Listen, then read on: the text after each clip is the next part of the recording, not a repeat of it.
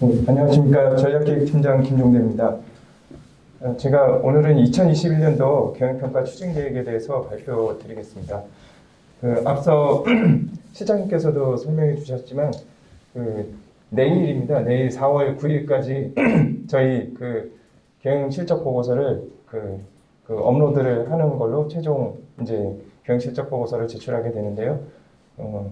저희한테 이제 협조 잘 해주시고 자료 잘 제출해 주셔서 이 자리를 빌어서 감사의 말씀 드리겠습니다.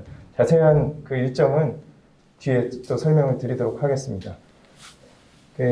요 왼쪽에 보이시는 것처럼 금년도에 작성된 경영실적 보고서를 이렇게 제출하게 되는 거고요. 오늘 발표드릴 순서는 경영평가 개요, 경영평가 일정 및 결과, 그리고 2021년 경영평가 추진 방안, 그리고 중점 추진사항, 행정사항 이런 순으로 발표를 드리겠습니다. 다들 알고 계실 텐데요. 저희 평가군은 일반 시설관리공단의 47개 공기업과 같이 평가군에 돼 있는데, 시설관리공단은 지방공사 중에 주차장, 체육시설물 등 지방자치단체의 공공시설물 관리 운영을 주된 사업으로 경영하는 공기업, 그리고 시설관리용 공사가 포함이 되어 있습니다. 아시겠지만 저희는 특정공사공단에 이제 편입이 돼 있다가 2018년 실적부터 시설관리공단으로 평가군을 이전하여서 평가받고 있습니다. 평가 등급 결정은 모두 아시겠지만 가나다라마 5개 등급으로 결정되고요. 작년에는 저희가 나등급을 받았었습니다. 86.46점으로 나등급을 받았었고요. 평가 등급별 지급률은 또 모두 다 아시고 계실 텐데요.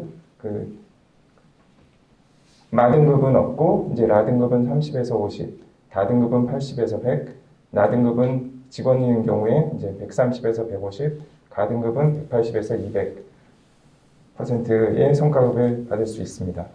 평가 일정을 말씀드리면, 금년도에 이제 1월달에 부서별 자료를 모두 취합을 했고 2월, 3월에 걸쳐서 실적 보고서를 작성을 했습니다. 그리고 내일 4월 9일까지 실적 보고서를 평가원에 제출하게 되어 있고요. 그리고 이게 끝이 아니라 또 사전 질의서를 또 지방공개평가원에서 보내옵니다. 그럼 저희가 그거를 4월 12일부터 5월 7일 사이에 답변서를 제출하고요. 그리고 5월 달에 이제 고객 만족도 조사 준비, 그리고 5월 14일에는 저희 이제 집체 심사가 온라인으로 또 진행이 됩니다. 자세한 진행 사항은 뒤에 또 설명을 드리겠습니다. 그리고 고객 만족도 조사를 거친 다음에 8월 되면 이제 경영평가 결과가 최종적으로 통보가 됩니다. 그리고 지적사항 관리 이런 순으로 이제 진행이 되겠고요. 최근 5년간 평가 결과를 보면 2016년에는 77.46점으로 다등급, 그리고 17년에는 90.04점으로 가등급, 그리고 18년에는 87.66점으로 다등급, 2019년에는 84.78점으로 다등급, 그리고 작년에는 86.46점으로 나등급을 받았습니다. 평가 결과를 보면 시설관리공단 평균 점수와 비교를 해보겠습니다.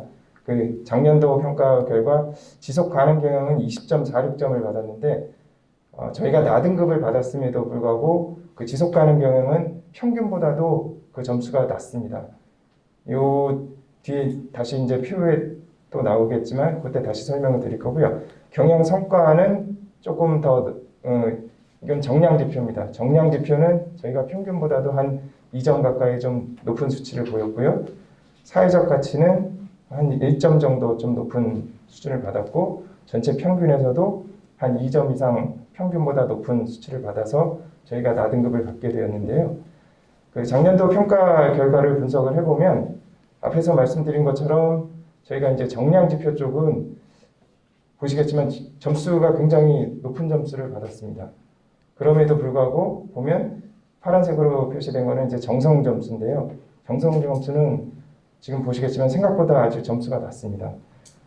저희가 이제 걱정해야 될 것이 이 부분인데, 뒤에서 보시겠지만 이번 평가에는 이 사업 정량 평가 지표가 코로나로 인해서 다 이제 정성 지표로 대체가 됐습니다.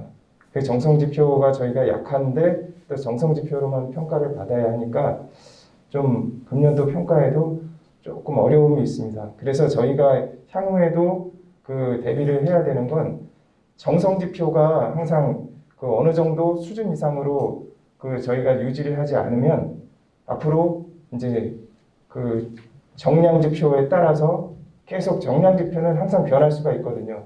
그 환경에 따라서 정량지표는 그 변동이 심한데 어느 정도 정성지표가 수준 이상으로 유지가 되지 않으면 항상 저희는 그 점수 변동이 클 수밖에 없게 됩니다. 그래서 저희가 이제 강조하는 것도 정성지표를 그 수준 이상으로 끌어들일 수 있는 높일 수 있는 그런 방안에 대해서 제가 또 설명을 드리도록 하겠습니다. 그 전년도 그 실적 보고서를 직접 작성해 보고서 느낀 점인데요. 저희가 보니까 그 PDC 그 사이클이 좀 부족합니다. 너무 많이 들으셔가지고 식상하실 텐데 그 플랜 계획을 세우고 실행을 하고 그리고 그 체크해서 이제 그 확인하고 점검 후에 액트 해가지고 이제 개선하고 조정하는 그 과정을 거치게 되는데 실제로 이거는 누구나 다 알고 있고 식상하다고 느낄 수 있지만 이게 생각보다 또 쉽지는 않습니다.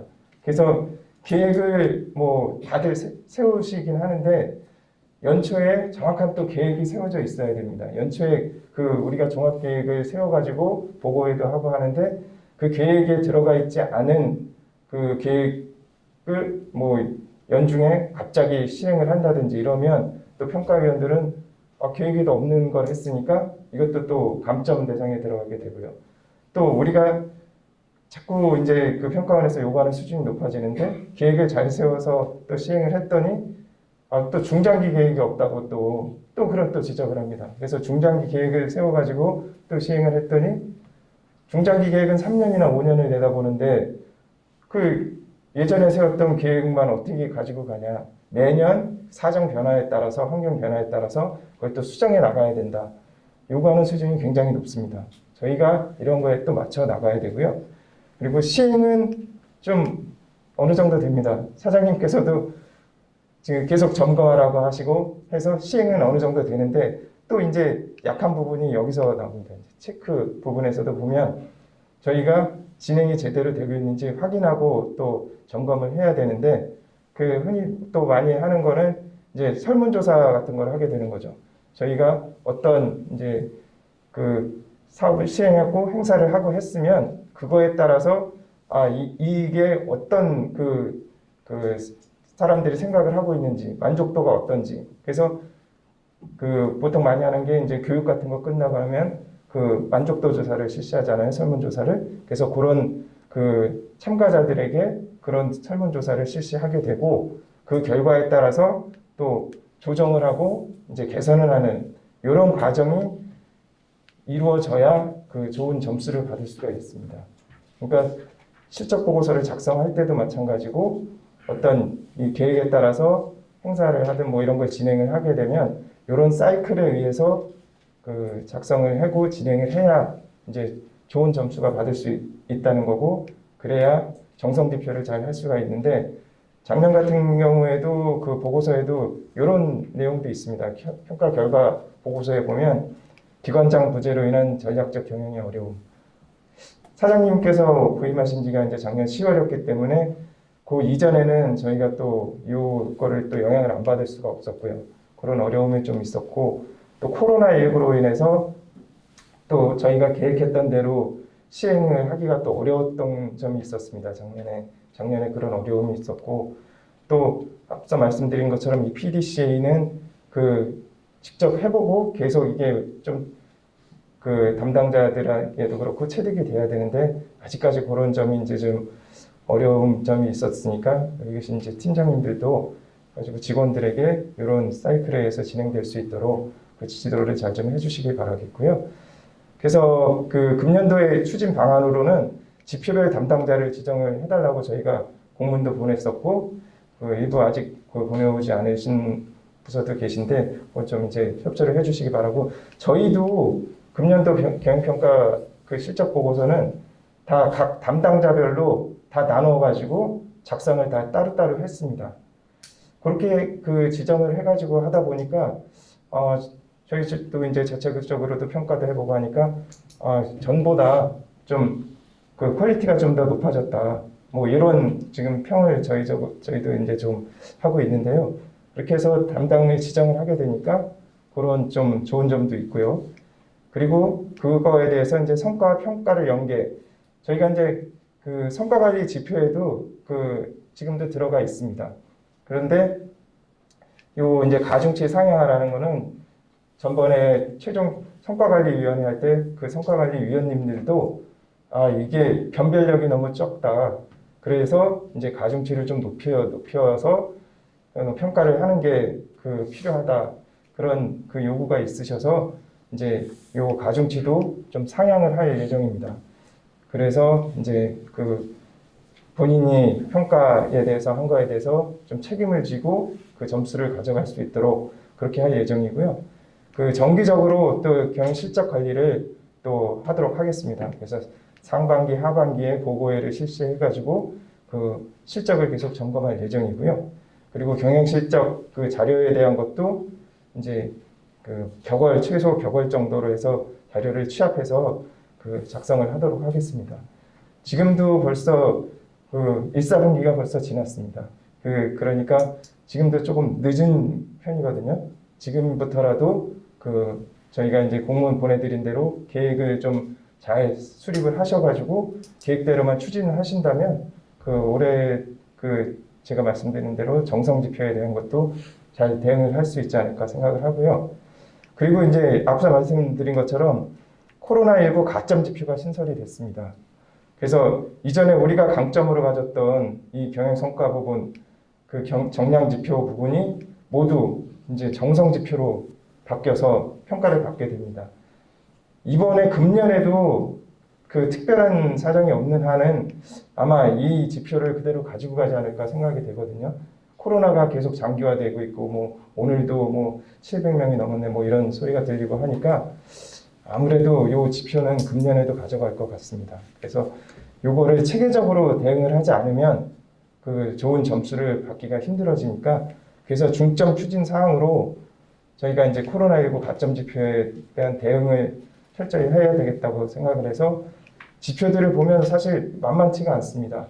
여기에 나와 있는 지표들을 보면 상당히 좀 세분화되어 있고 까다롭게 되어 있는데 뭐 대표적으로 보면 코로나19 뭐 감염병 대응을 위한 추진 계획 수립 및 시행. 사실 작년에 어느 정도 저희가 계획이 수립이 돼 있어서 지금까지 오고 있는데 금년도는 또 다르잖아요. 평가 또 해도 바뀌었고 또 사정도 조금씩 부연하고 있으니까 그 안전정보팀에서는 이런 계획을 또 새롭게 또 수립을 해서 시행을 해주시기 바라고요. 그래서 마찬가지로 이제 경영지원팀에서도 코로나19 대응을 위한 근무체계 그 개편 계획을 다시 또 수립을 하셔가지고 또 그 추진을 해주셔야 되겠고요. 그리고 뭐 이건 저희 팀에 또 관련된 내용인데 그 캠페인을 하든 또 그 밖에 홍보 행사 이런 것들도 또 이제 계획을 해서 추진을 할 예정입니다.